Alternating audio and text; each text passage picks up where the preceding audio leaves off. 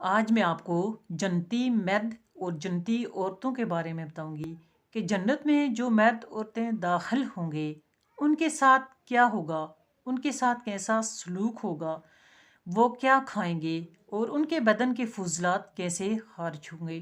اعوذ باللہ من الشیطان الرجیم، بسم اللہ الرحمن الرحیم، ربی اغفر ورحم وانت خیر الراحمین۔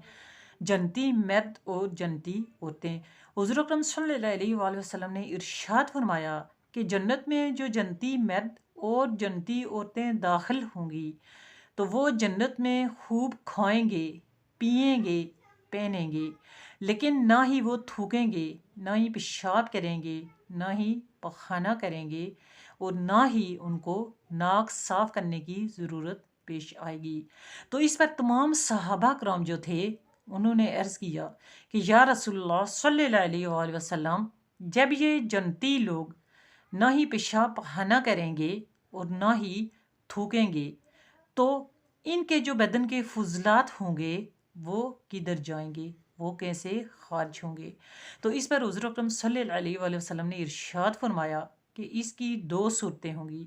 پہلی صورت یہ ہوگی کہ یہ لوگ جو ہے ڈکار ماریں گے، اور دوسری صورت یہ ہوگی کہ ان لوگوں کو جو پسینہ آئے گا وہ ان کے پسینہ سے ایک مشک کی خوشبو آئے گی، جس سے ایک تو پسینہ کے ذریعے اور دوسرے ڈکار کے ذریعے ان کے جو بدن کے فضلات ہوں گے وہ خارج ہو جائیں گے۔ حضور اکرم صلی اللہ علیہ وآلہ وسلم نے ارشاد فرمایا کہ یہ لوگ جو ہے تسبیح و تمحید میں مصروف ہوں گے، اور بے اختیار ان کے منہ سے تسبیح نکلے گی، تمحید نکلے گی، جس طرح کے سانس بغیر کسی تکلیف کے، رکاوٹ کے چلتا ہے، اسی طرح یہ اللہ کا شکر ادا کریں گے اور اللہ کی تسبیح کریں گے۔